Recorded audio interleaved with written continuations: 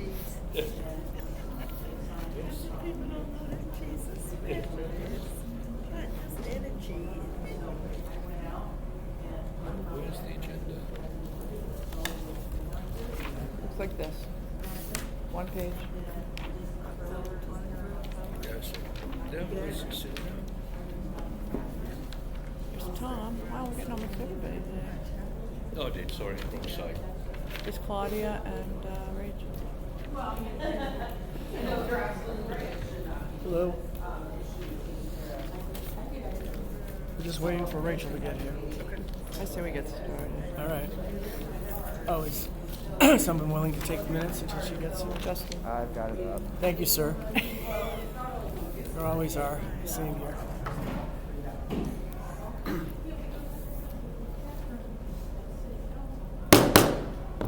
Good evening. I want to welcome everyone to the October meeting of the Columbus South Side Area Commission. I'm Jim Griffin, the chair. Before we start the meeting, if we could stand and say the Pledge of Allegiance. I want to make a statement. I have been promised for 3 meetings now that my issue would be dealt with. They have not. What issues? The pledge for one. The other is we have a religious and public service or whatever it is called speaker, but he's not doing the religious or public service because you got someone from the church from all people doing it. And why would he be here if you're going to have everybody else giving the information? Church for All People is just sharing with us their information about their programming. That's separate from what Aaron does. No. Yes, it is. And we've already discussed the pledge issue. We're not going to revisit it. Well, We're not. It's never resolved as far as I'm concerned because if we're going to go by the Constitution, then I got a right to do a prayer. We already voted not to do a prayer. Your vote don't mean anything against my constitutional rights. All right, let's say the Pledge of Allegiance. I pledge allegiance to the flag of the United States of America and to the republic for which it stands, one nation under God, indivisible, with liberty and justice for all. Would you take roll call, please? Yes. District 1? As well deal with Wayne, she said District 1? Yeah. District 2, present. District 3? District 4? District 5? present. District 6? Here. District 8? Here. At-large business? Here. At-large education? At-large religious social services? Here. At-large residents? Here. 10. Okay. Are there any amendments to this evening's agenda?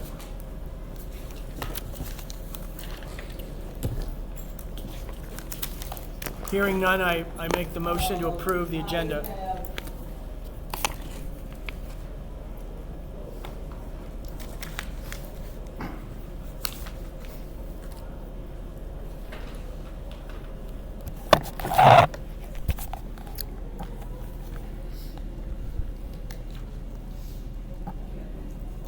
Go ahead. I move to approve the agenda for this evening. Do I have a second? I'll second. All those in favor? Aye. Opposed? Abstentions? Thank you. If everybody could take a look at the minutes from July and September.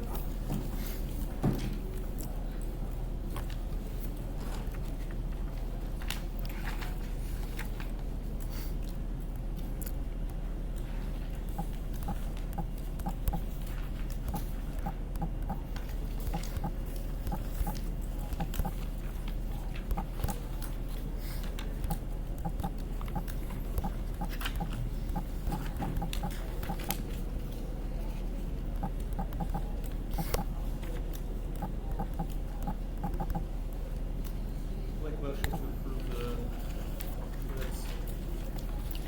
Is there a second? I'll second. All those in favor? Aye. Opposed? Abstentions?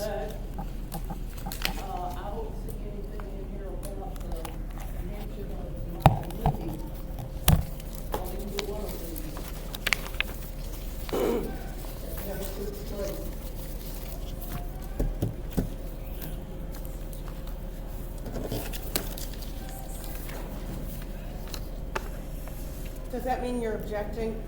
Yes.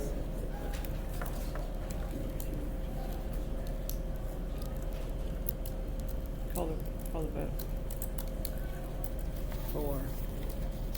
We voted on the minutes, right? We focused on some July minutes, or did we do that together? I think we're gonna do both, July and September. Okay.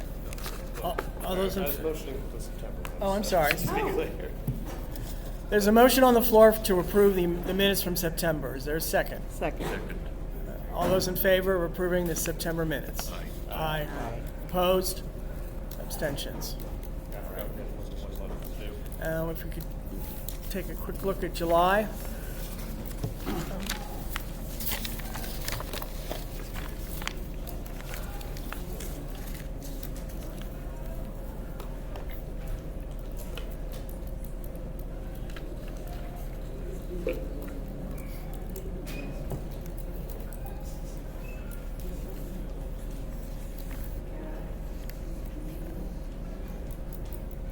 I move to approve.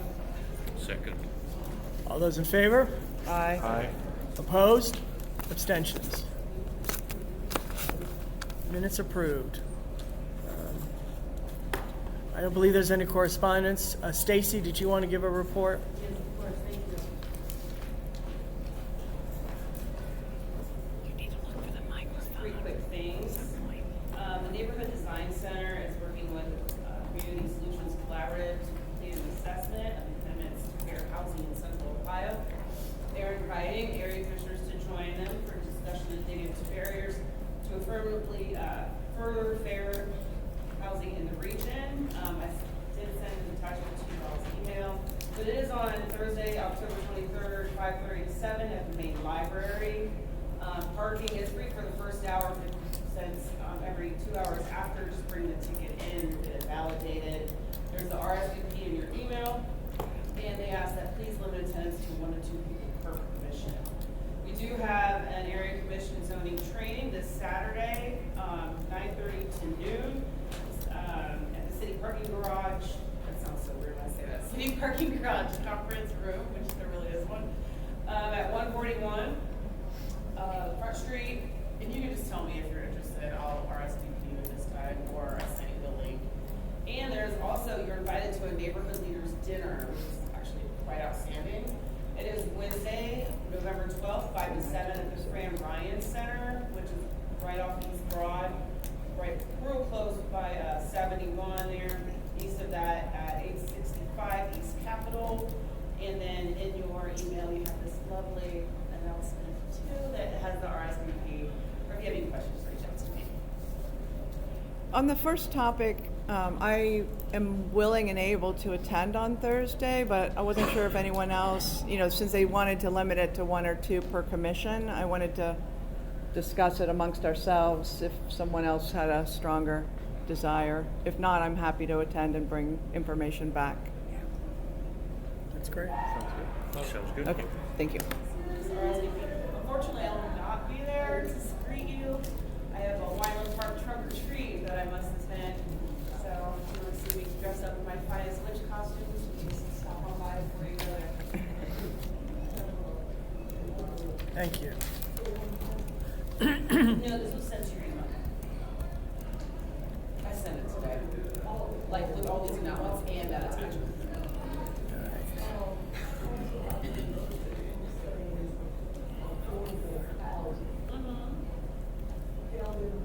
All right. Because they're building apartments, not homes. I welcome you to attend that discussion. Well, I would if I wasn't at the police academy. I would love to share with you the email of the person that it is. Thank you. I will do that. We gotta make a note and I'll do that tomorrow. Thanks. So it's not housing, but they're building apartments.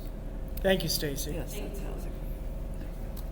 All right, we'll move on to standing committees, beginning with zoning. Thank you.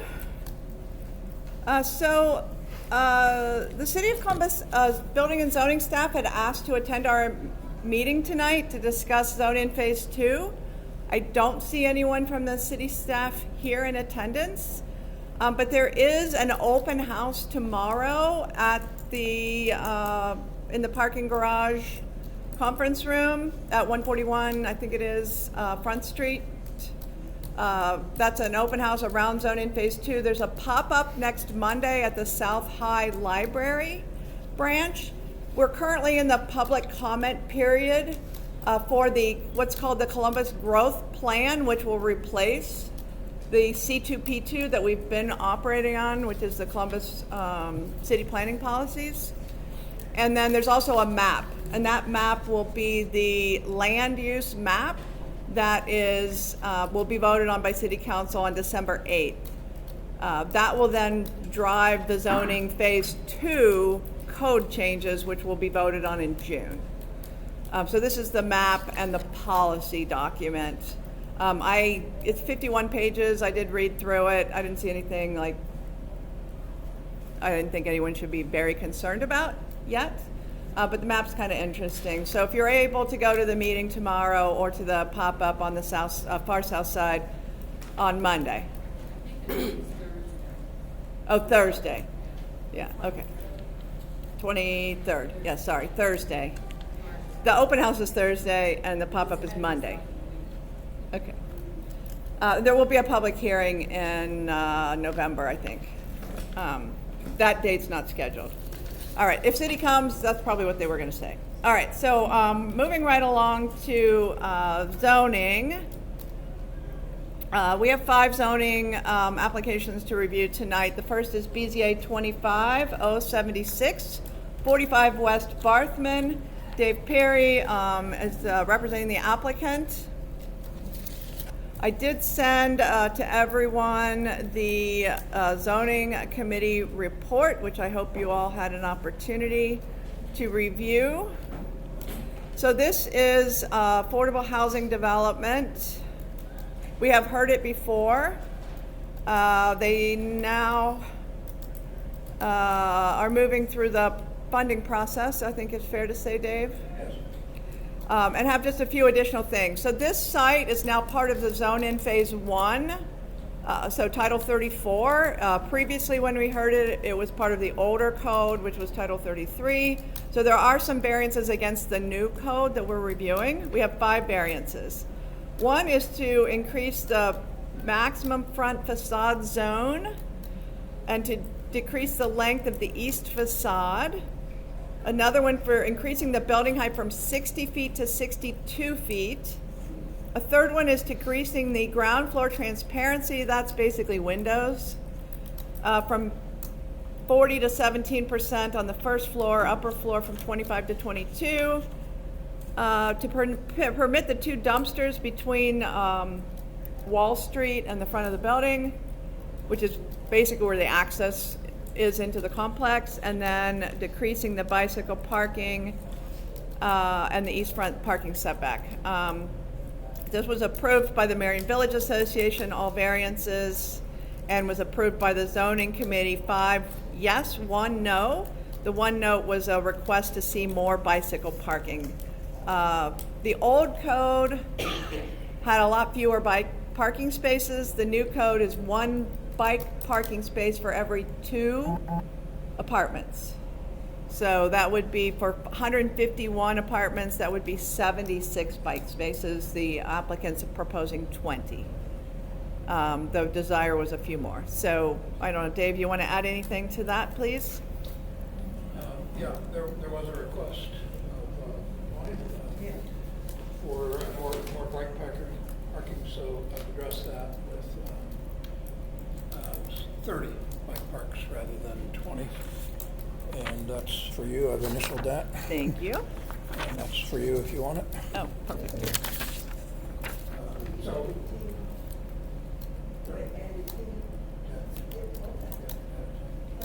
ask you guys to share. So the site is, we went through this in 2023 for variances to the manufacturing district for 8 acres at the time and 200 apartments. And the site has been reduced in the area now to just under 5 acres and 1 apartments, and in the meantime, the zoning district has changed with phase one and is now UCT. So what's interesting is that in 2023, there was a variance to have residential uses to begin with in the manufacturing district, while now the UCT and all the phase one zoning districts permit residential uses. And so in the packet I just handed out, the top two sheets are aerial and ground photo. This is at the terminus of West Marthman to South Wall Street. NRP will also be doing major improvements to that stub of West Marthman from South High to Wall in terms of rebuilding the street, signal modifications, and sidewalk and tree planting. And then the variances are your second sheet, and there was a little bit of discussion at the zoning committee about possibly increasing the bike parking, and so that's been bumped from 20 spaces to 30. And then the last sheet is the site plan, and Kathy, the structure point updated this for me today, and it's hard to see with the reduction copy, but 30 bike parks is noted. Okay. So the variances are, they're all related to design standards of zoning, the amount of glass, the amount of setback, and so on. So I can go over them if you would like, but I'll leave that to you, Kathy. Are there questions for the applicant? This is affordable housing. It will be, if I recall, between 30% and 80% of the average median income affordability at an average of 60%. Project will average 60%, but 30 to 80 on the range. Question? I move to approve. I'll second. Thank you. All those in favor? Aye. Aye. Anyone opposed?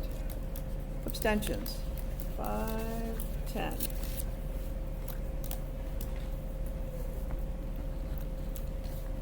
Thank you. All right, the next. Thank you. You want me to send you a scan of this? That'd be lovely. Yeah, okay, will do. All right. The next application is a Graphics Commission variance, 25031, 387 East Beck Street. Mr. Stan Young here, representing the applicant. This is the former Beck Street School, now the South Columbus Preparatory Academy. It's on Beck Street. It's in Schumacher Place. It is across the street from German Village. There are effectively one variance, but there's two parts to it. It's all 337609. There's an A part to allow automatic changeable copy versus the allowed manual changeable copy. And then part B is the placement of the sign to allow the setback reduction from 15 foot to 12.8 along Briggs, and from 15 to 14.3 along Beck Street. The Schumacher Place Civic voted to disapprove the variances, 2 yes, 9 no. The zoning committee approved the setback variances, 6 yes, 0 no, but disapproved the automatic changeable copy, 0 yes, 6 no. Kathy, will you say that again? The zoning committee. We voted to approve the setback variance, so the sign placement was unanimously approved, 6 yes, but the automatic changeable copy was disapproved, 6 no. We have approved automatic changeable copy on Freebus recently for Fruit of the Spirit Church, and then we have approved it also on Parsons. But in neither case were those within a residential neighborhood. I'm going to let you make your case, and then we do have one speaker additionally. Well, first of all, I want to thank the commission for considering our request. The need for communicating to the areas important to schools and really any institutional use that has programs. I think a comment was made about killing trees to do paper to make newsletters, and that's okay. But it's nice to have something that you can display messages for and to the public. What they currently have there now, I don't know if you're all familiar, but they currently have a 4x8 freestanding sign that looks like this, which is 32 square feet. I think it's about 7 foot overall height. But it does not have the ability to display any type of message to the community. It's just static. It just has the name of the school. So the proposal, if approved, would be to remove that sign completely. That would actually be removed from the property, and to install a 20 square foot changeable copy sign that would be automatic, which is about 20 square feet, almost half the size of this sign, and put on a brick base to kind of match the building. That way you have a little bit of architecture to it. And it would also have the address. It would be a single face sign, full color. One thing I want to emphasize is that it will not scroll, it will not flash, and it will not do crazy things that most EMCs do for like grocery stores, bars, things of that nature. This is going to be static in nature. It's only going to change when there's a need for a program to be displayed. That is it, period. It will only be in operation from the time that the school is open until the time the school is closed, and only during activities. It will be off when the school is closed. It will not be on 24 hours a day. And if in fact it comes 5 o'clock and it does get dark at 5 in the fall, there's an automatic dimming photo cell here that actually dims it. So it's not all that bright. Any questions?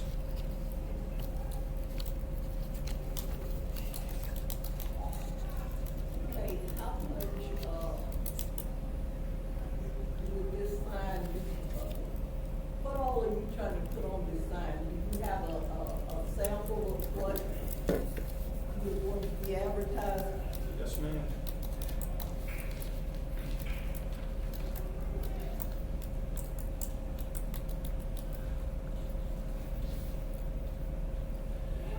Here's what the school has to offer.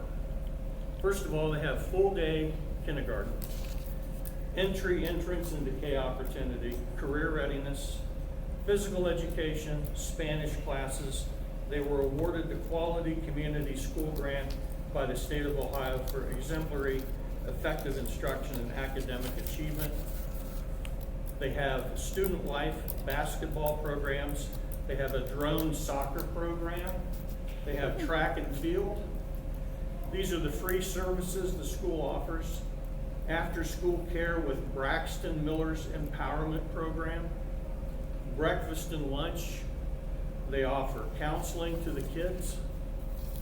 They have a food pantry, health services, summer school, transportation, and transportation partnerships, and also tutoring programs. Okay, look. All of that ain't gonna fit on that sign. No, I realize it's only going to be applicable to what is going to be presented for that particular day. If they're running a special program, if they're having an event, then that will be, be on the sign. Okay, so they're not advertising what all they offer? No. Okay. No, ma'am. So can I ask, who, this signage, who is it aimed at? Because there is no traffic past that building. I'm sorry, say that again, Who please. is the sign aimed at? You're saying it's advertising all the different things that are happening there. Right, it's just. But it's not a street that anybody drives past. So all it does is something that doesn't really look like it should be there in the community. And it's not as though it's on a main road where people can see it. The only people see it are the people that are going there. Actually, I will tell you, I was there Saturday. It was real, I got there pretty early. There was quite a bit of foot traffic. And there was some, I don't know what the traffic count is. It would be not correct for me to even begin to say what the traffic count is. But I know there are cars that do travel both streets, and there's a fair amount of foot traffic. Walking dogs, pushing babies, doing those types, walking their kids. So it is a very community-oriented area. I can tell you that. Well, that I know that, but it's not advertising anything of use to the community, except putting a sign up that would not go in the area. If anybody else wanted to put that sign up, it wouldn't be permitted. Well, the whole purpose of a sign, I've been doing this for 40 years. The whole purpose of a sign is to do one thing, and that's simply to communicate. And that communication is for the person who is able to see it. And so if there's no sign, what ability then does a school have to get their message across to the community, unless they do a mailing? There is none. So I would respectfully say to you that a sign is a critical element to any institutional, whether it be a church, a school, a business. For every dollar spent, it's the most effective way to communicate to the public.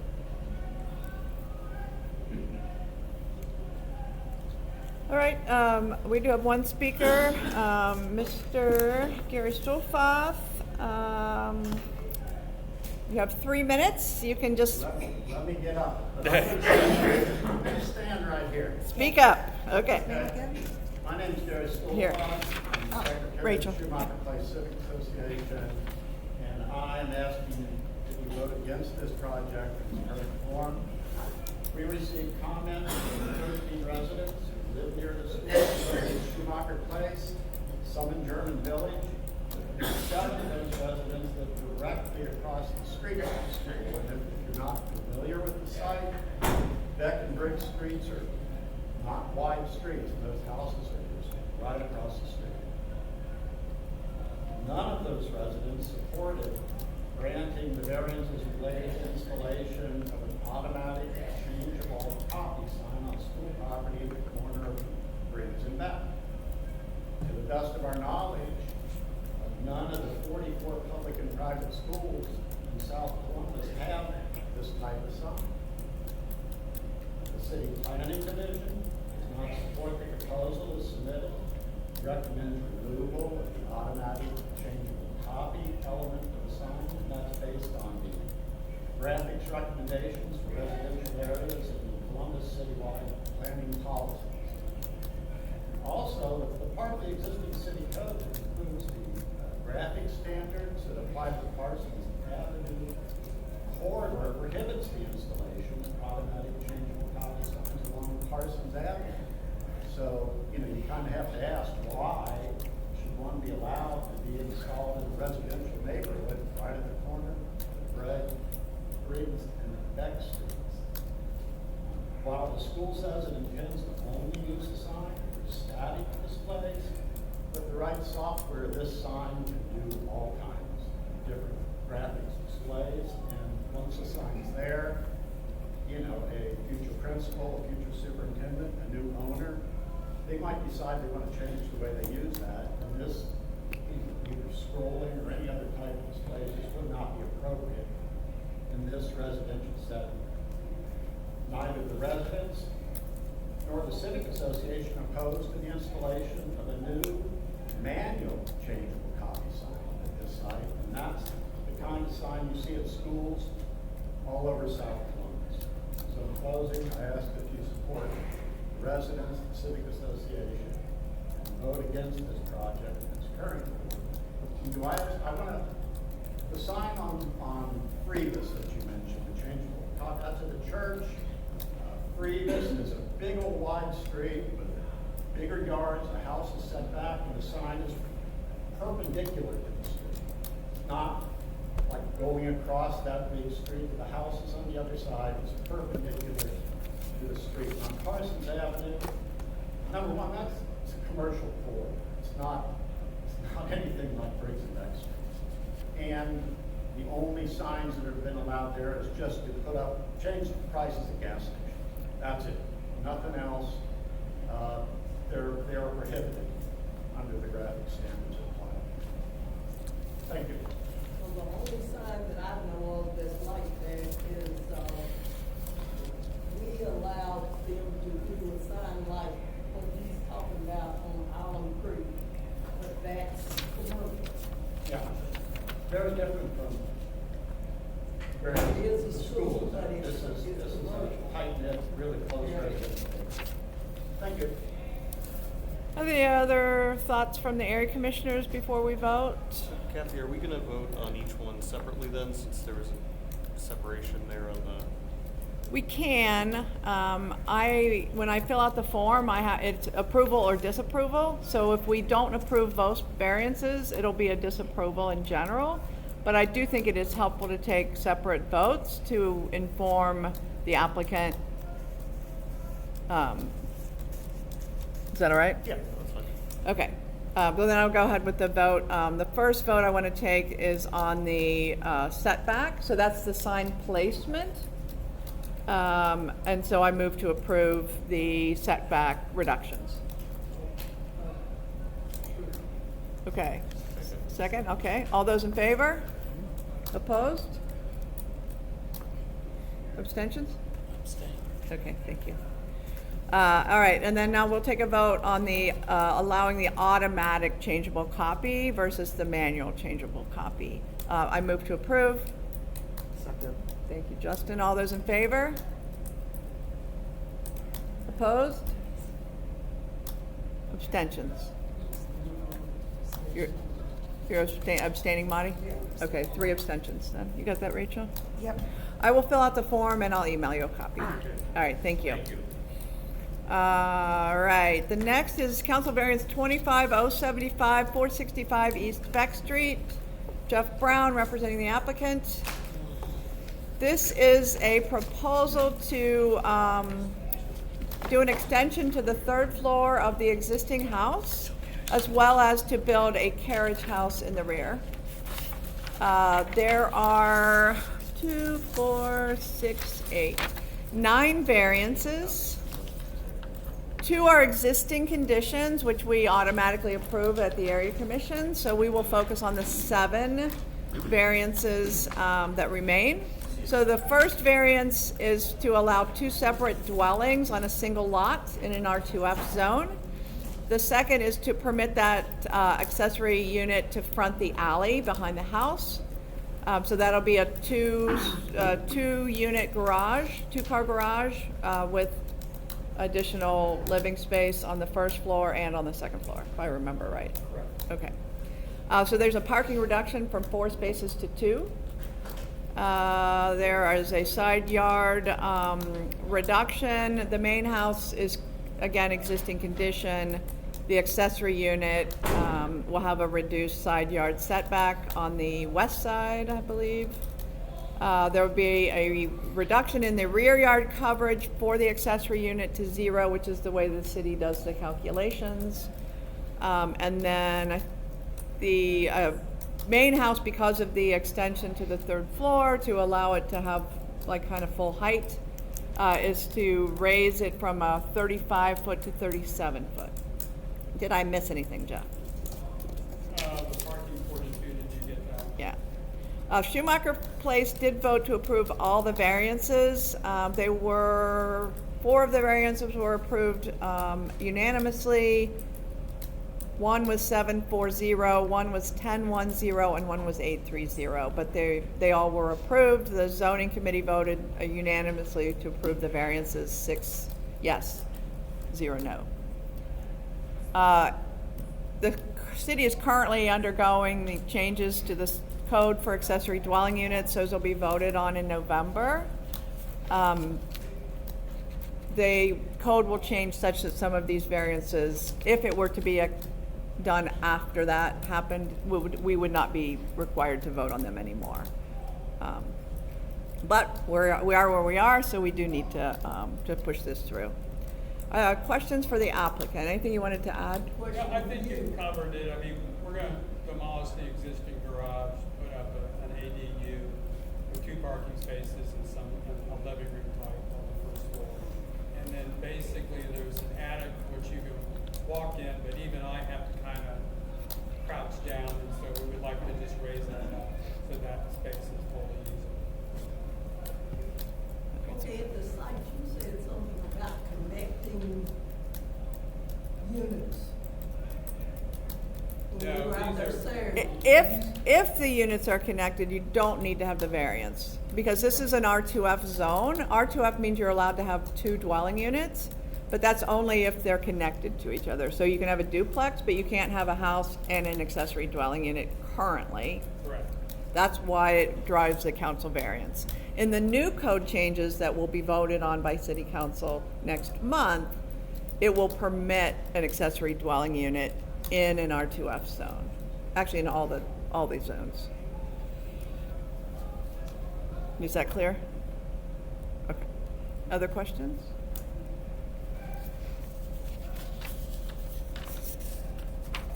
Seeing none, I move to approve. Second. Thank you, Wayne. All those in favor? Aye. Anyone opposed? Abstentions? I'll fill out the form and send it to you. Thank you. All righty, the next one is Council Variance 25078, 1110 South Washington Street. Zach Walker, representing the applicant. This is a lot that's kind of it faces Washington and kind of spans the whole block from Deschler to Beale Alley, that's right. There's an existing duplex on one part of that parcel. The proposal is to build a second duplex facing Washington on the same parcel. So that's, again, 4 units, 2 buildings on a single lot. That's the first variance. The second variance is around the size of the lot itself. So the city has rules about how many square feet a lot should be for each dwelling unit. This is a reduction of that. There's a rear yard reduction for the current dwelling, which is existing condition, and then for the new dwelling would be 10.4% down from 25. Required parking spaces, so for the existing building, 4 units, 4 spaces required, 0 existing. For the new building, 4 required, 3 will be provided. And then there's an existing condition on the vision clearance triangle for the corner at Deschler and Washington. And then there's a lot coverage. It's going to go from 50 to 62%. Marion Village Civic voted to approve all variances unanimously. The area zoning committee voted to approve all variances, 5 yes. We did have a request to have a plan for the trash and recycling receptacles. Zach did send me an updated site plan, which I did post on the I posted on the zoning committee website. So effectively, they're going to be behind each unit. So each unit will have a space for their trash and recycling cans, and then they will need to trundle them to the alley the night before trash pickup. Yeah. Okay. What other questions to area commissioners? Anything you want to add, Zach? No, I think pretty self-explanatory here. We'd be in a little bit different position if we could have split the lot. Some of the variances would be less intense because the sewer system and where it's at, it had to remain as one single lot, and that's why we're winding up with 2 duplexes on the same lot versus having 2 different lots. All right. Seeing no additional questions, I move to approve. I'll second. Thank you, Tom. All those in favor? Anyone opposed? Abstentions. All right, I'll fill out the paperwork, send it to you tonight. Thank you. All right, last one is Council Variance 25082, 659 Stewart Avenue. Mark Denny representing the applicant. This is a vacant lot just on the north side of the South High School football field, adjacent to an existing single-family home. The proposal is to build a new house as well as a carriage house. It's in somewhat respects similar to the Beck Street application. A main house facing Stewart and a carriage house on the alley. So again, we have some existing conditions.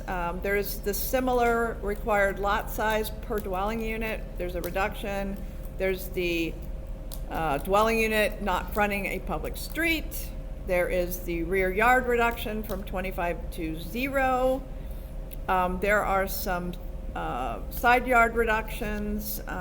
One's from 8.17 foot to 8 foot, so very small change. One is reducing the minimum side yard on the east side of the accessory dwelling unit from 5 foot to 3 foot. There will be 4 parking spaces required, 2 provided, so the 2 garage spaces will be provided. And then there is it'll stay within the 35 foot for the main house, so that's the code. And the carriage house will be 22 foot. District 4 did not vote. The zoning committee voted to approve. The variances, 5 yes, no no's. Questions for the applicant or anything you would like to add, Mr. Denny? I got a question. You said 4 required, 2 being provided. Correct. So the the way the current code reads, the main house would require 2 parking spaces, the carriage house would require 2 parking spaces, and there'll be 2 garage parking spaces provided, as well as any street parking on Stewart. This is at Stewart and Beck. It's Stewart, just on the north of the football field at South High School. So between Ann and 17th, I think. Question for the applicant. One of the staff review comments was on pedestrian connectivity of the carriage house to the main road. Has that been addressed with the site plan, or I can speak up to it? Pedestrian connectivity was brought up by staff review for getting from the carriage house to the main road because it's an unimproved alley. Has that been addressed with the site plan at all? I've heard the unimproved alley will be available to split the people. So we have an additional 5 people, and then we can use that space down on get a walk access to that. Get a walk access there. All right. Thank you.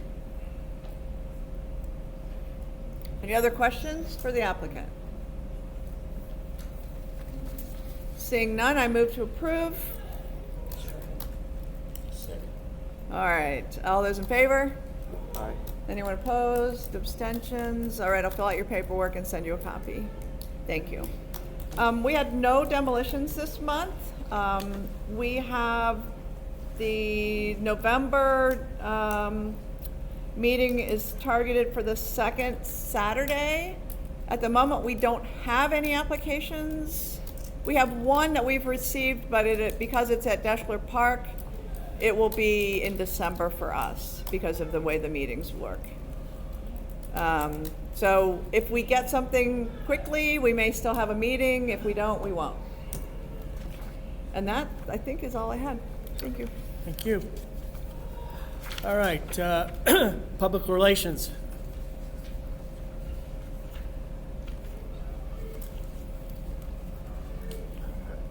Just to say that I attended a neighborhood best practice conference last month, and there was planted seeds for change. All dirt is not soil, and the Dan Charles Award went to Becky Walcott of Columbus, Far Southside Columbus Advocate and leader. And guest speaker was Matt Haven Harbaugh, and he talked about how many people feed from the Reed Center daily, like 500 people come through daily for meals. And it was a nice meeting, nice workshop. That's my revelation. All right. Thanks. Public services. Yes, Recreation and Parks will be at our next meeting to discuss the parks inventory that we did over the summer. So that meeting is Wednesday, November 12th at 6 p.m. at the Parsons Library. And that's it. Okay. Thanks. There's nothing on bylaws, right? No, also we can't do anything about violence until after the election anyway. So. Right, okay. Claudia's not here. Religious social services? Yep. On October 8th, there was a faith leaders conversation with the mayor's office and people out of the Department of Neighborhoods. It was held at Champions Golf Course. We shared a lot about what all the current, Mayor Gitter's office had completed, this last year, and a really good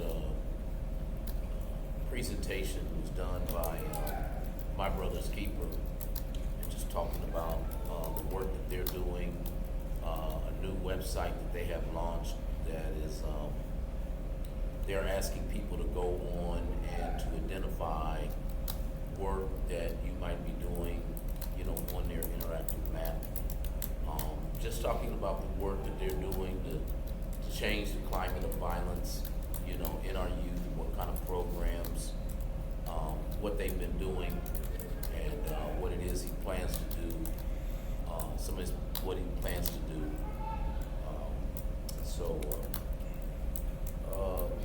On the 11th, here at the Parsons Avenue Library, they had a really good documentary or a screening of a movie, The Hidden History of the Humble Duplex.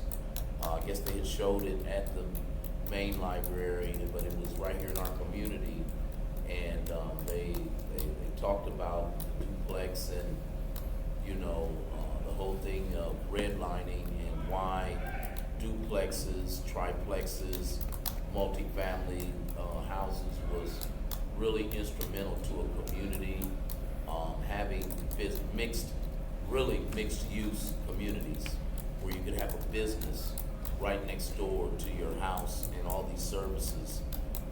So they talked a whole lot about density, and what the current zoning is saying, and how we really need to be paying attention and lifting our voices about, like at the zoning, is talking about the building of duplex. I guess right now it's banned. I don't think you can. It's not banned, but it is only in the R1 districts, which we don't have very many. The residential zoning will start next year, so phase 3 will cover residential zoning. This round is mixed use and industrial and institutional. Yeah, it's really good documentary. I have asked that if we could get a copy of that once it's fully released.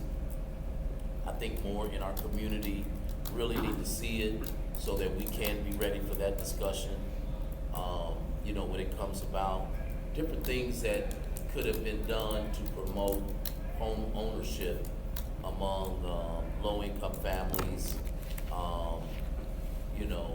I brought up one of the points about how people were getting forced out of the community around code violations, and so she literally told us how that is like a scam by investors, that hey, they're forcing people, they'll come over and like, hey, we'll give you this money, amount of money, but you're not able to make those repairs, and just really intimidating people. And when they did not take their offer, they would call zoning, and just really press the issue with zoning till they forced people out. It was not well attended here at the library. Had some really good conversation. Someone was there from Marion Village, which gave some really good perspective on the west side of Parsons Avenue and that thing of generational. She told how much her grandmother had paid for that house, gave that house down, and how she's living in a house that was once her grandmother's, and how much she paid for it. And so, I was able to share that story in my community on the east side of Parsons, where there was a lot of the same generational housing, but because of those code violations and the difference in incomes, and so living wages came up as a discussion about, is it affordable, and what is really affordable. And so we had a really good discussion.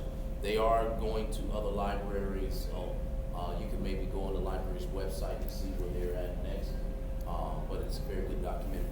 And it was interesting that the woman that did the documentary, she moved in our community in the Southside Cairns area, District 4. She moved into our area about 4 years ago, like right before COVID, and she moved right across from the garden.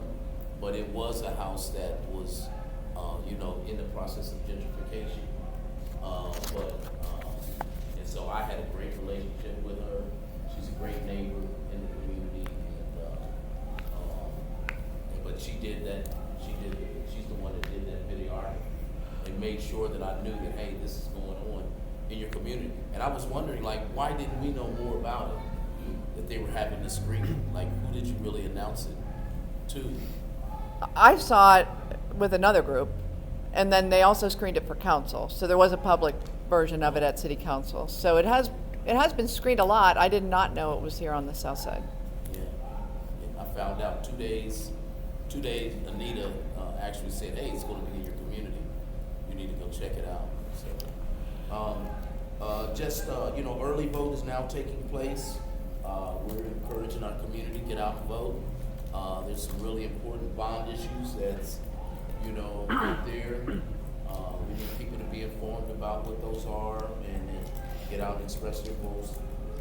Southside Thrive Collaborative had their advisory meeting late last week. Added some new people to the advisory committee out of, I think someone was there that just came on from Grange Insurance. Someone also, I think, from, not engineering profile, so I can't remember, but I didn't really come prepared, but. Royal Building Products? Say again? Royal Building Products? Yes. Yeah. Yes.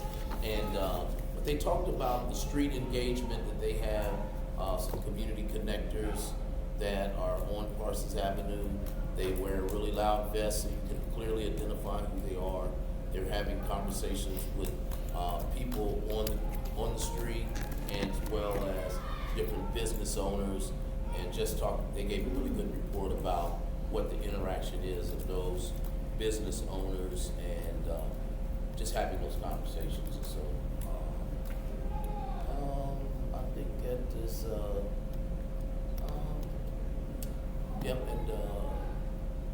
just to Marty's point, I think that was good. I didn't get over to get them pancakes. Just understanding the whole thing that about SNAP benefits being cut. A lot of people saw the advisory or the special news conference about how many people are being affected, the immigrant, but there's other things that's affecting people and their access to food. And so it's going to be really important how people are accessing food in our community. I think it's really important that we keep sharing out these opportunities for if there's food giveaways and just other things to be able to address hungry people. And I don't know how we can do that, but it would be great, even through our public relations. There's only certain things we can do on public relations for advertising resources in our community. Currently, we have restricted it to governmental things. I mean, and we can look at that again. I mean, I think Southside Thrive Collaborative, for instance, is kind of they collect a lot of information together, so perhaps we could make them, an additional source for the materials that we share, because I do know that they are collecting a lot of that information about where you can get food, where you can get resources. Yeah. Well, Aaron, where you were talking about people scamming the seniors or whomever they're telling or trying to divide the houses up. Why isn't the government doing more to inform these people? Because I've been to city council several times, because all they do now is put stuff out on the internet. And I've got a lot of people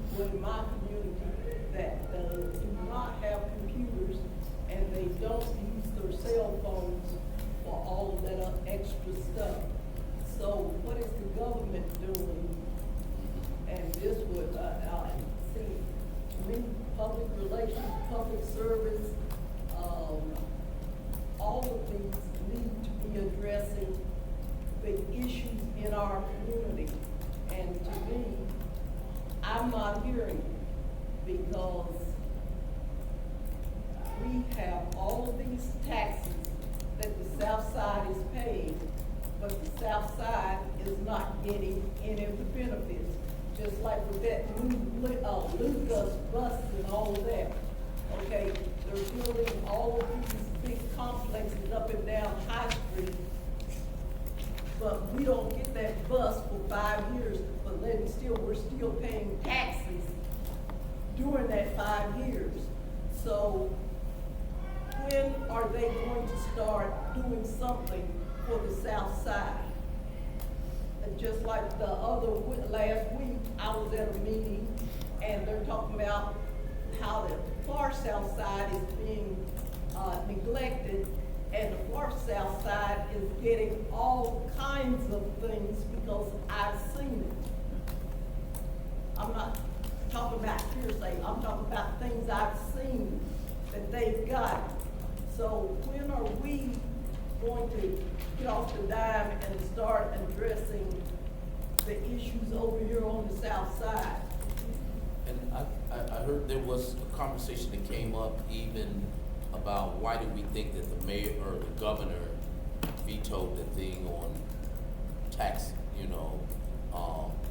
redoing,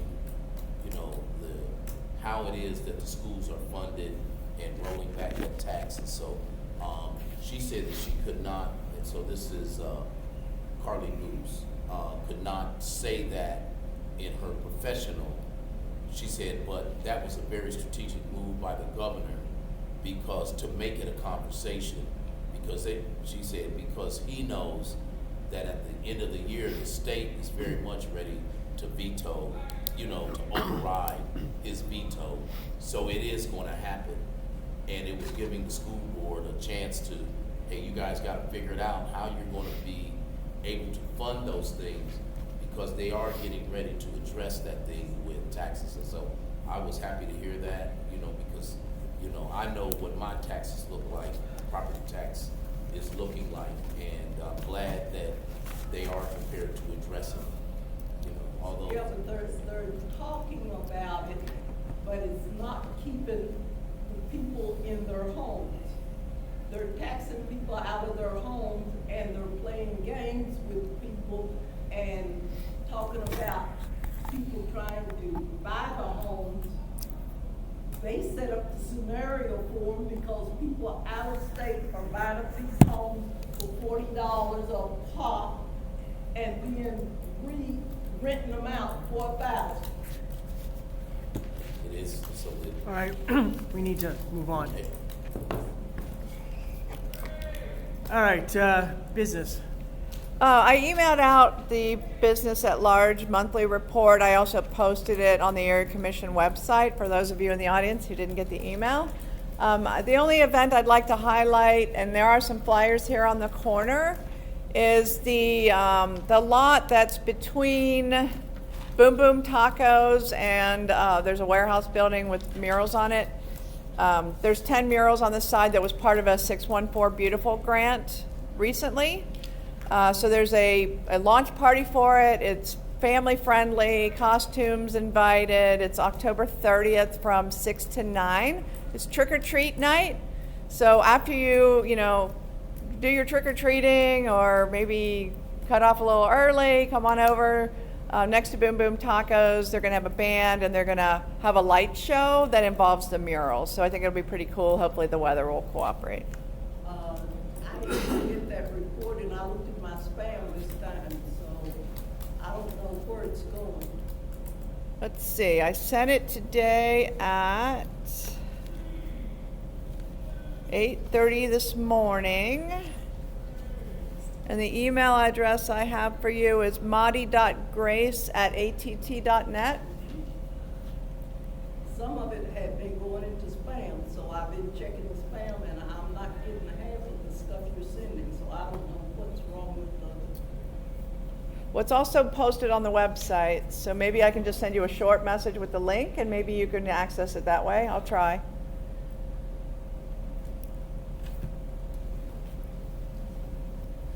That's all I had. Okay.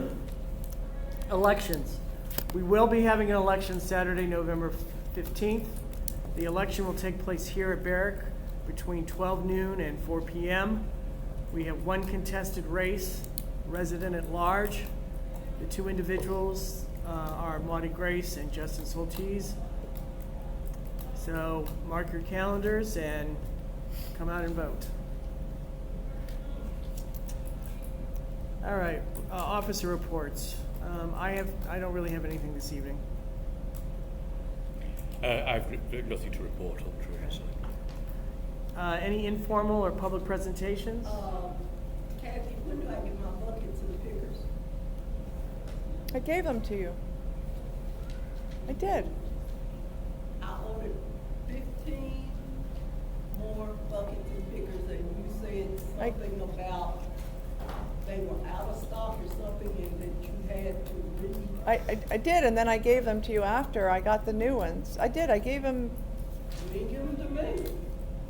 I did. I gave them to you at. No. The only I put them in your buckets car. You gave me I were literally. the ones I picked up at that place down there.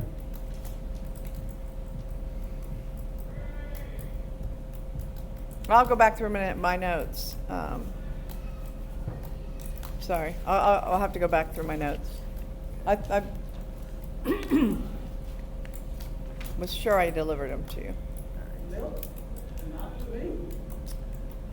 Okay, district reports. District 1, Schumacher. Only thing, we had a really successful delivery on Saturday, taking out information flyers, trying to let people know we exist and invite people to join. And we got a good turnout. I think we covered most of the houses in District 1, so it was a pretty good event.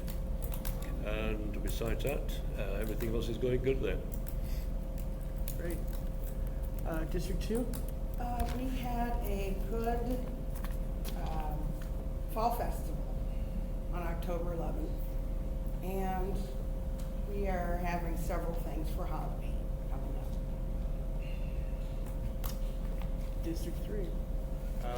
Of note to kind of the rest of the area, we had meetings with the City Public Services on the upcoming expansion of parking permits and have stripped that back a little bit from where the original area was going to be. So originally it was going to go all the way down to Gates, which is pretty far south. After they came to us looking to accelerate the permits, the Community and Berryville Association had a couple meetings with the city and have reduced that back up to Deschler, which is just south of Schiller Park. It still goes over to Bruck, so it still captures that area adjacent to the Jaeger Square development. So that's all still in permit, but the permits will stop now at the south of Schiller Park instead of going all the way down to Gates. If you are looking to park in that area, 3-hour parking is still free for anyone, so you don't have to have a permit to park for 3 hours, but if it's beyond that, then you do need a permit. So that's probably the biggest thing of note for the area. Upcoming events, I think our next happy hour is going to be at Club Diversity in November. I don't know the date off the top of my head yet, but do a Facebook post on that. And then our winter potluck, which everyone's welcome to join, is going to be December 5th at the Hay Hay from 6 to 8. District 4? South Central Commons just wanted me to share they were very proud. One of their residents, young residents, Dante Robinson, received the Franklin Park Conservatory Youth Gardener of the Year Award for this year. He's a young man. And last year's winner was also another young resident. So they just wanted to make sure I shared the good news. Great. That's it. District 5? We are, as usual, doing our Thanksgiving and Christmas food baskets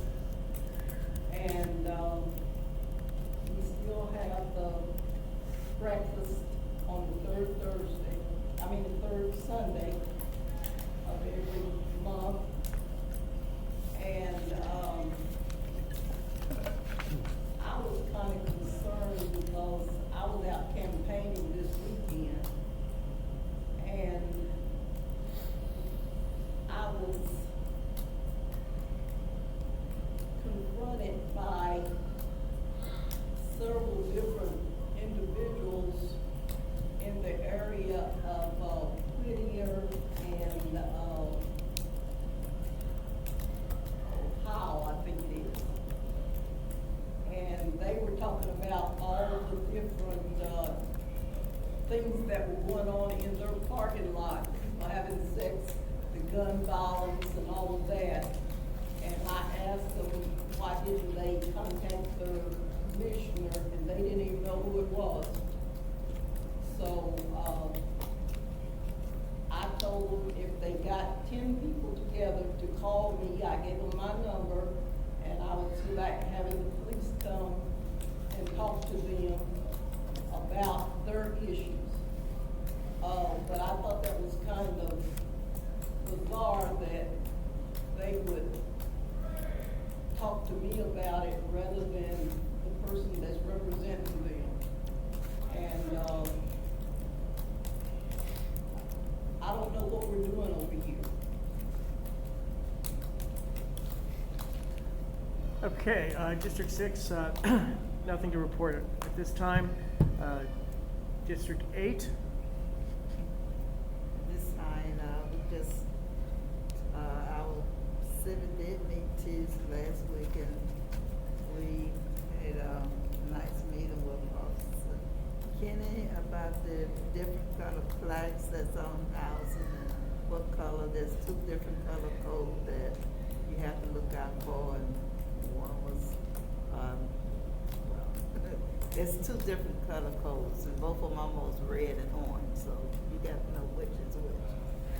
So he did tell us about that, and he just found that out himself. Wait, And there I'm sorry to interrupt. Officer Kennedy was talking about what? The placards that on houses that. You mean like when they're vacant, when they Oh, put on the the vacant big houses. stickers up, Vacant that kind of houses. stuff? Okay, thank you. Okay, yeah, cool. So, we was discussing about that, cause we do have a few houses that they can see placards on, and we need to know what's what to look out for. And also, on Hosag, I think 509 Hosag, the Davis, they're still having problem with the recycling place that back there with particles and articles all over their cars and their living space, dust, particles. We talked about that. Catherine, she was at the meeting, and she's gonna try to get an info. So that's on the agenda for next month, is the work that MORPC and Franklin County Public Health are doing around the particulate sensors. They're supposed to be coming to give us an update.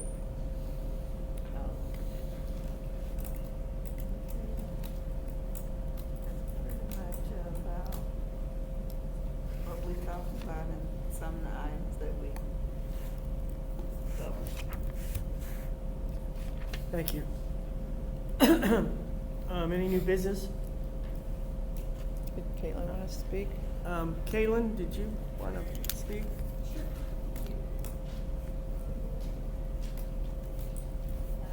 I apologize for my tardiness. I had a meeting go long, and then I went to the library instead of here. Just to report, our Southside Neighborhood Leadership Academy is well underway, and so we're excited to welcome another year of new community leaders. We also were one of many hosts at the big table this afternoon. We had a fabulous turnout. The subject of our conversation was "It's Up to Us."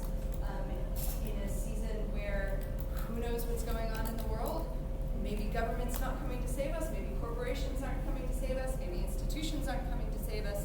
What can we do ourselves, one step at a time, to build the world that we want to see around us? And so it was really a delightful conversation. So we celebrate that. Thanks to all those that came out.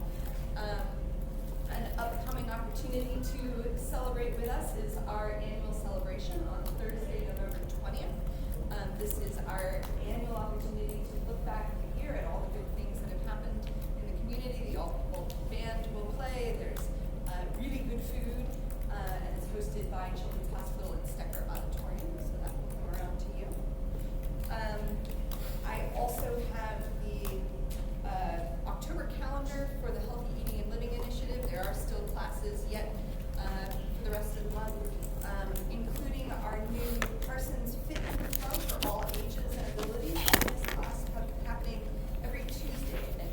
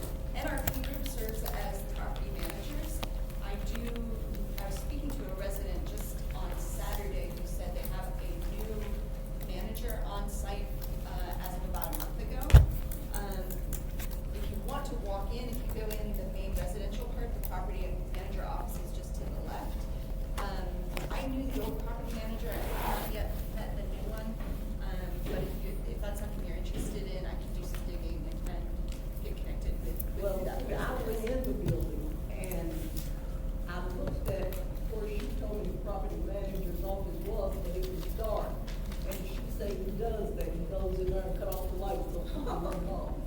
Interesting. So I didn't go back in, I left. But she was, her and several others were talking about all the things that's going on in that building, so. Both of those are helpful feedback, and we do have regular contact with NRP group, and we can raise that next time we talk to them. Okay, well, if you're gonna do that, they want also for the police to come out and talk to them about some of their issues. Okay, thank you. Thank you, Caitlin. All right. Anything else? All right, I move for adjournment.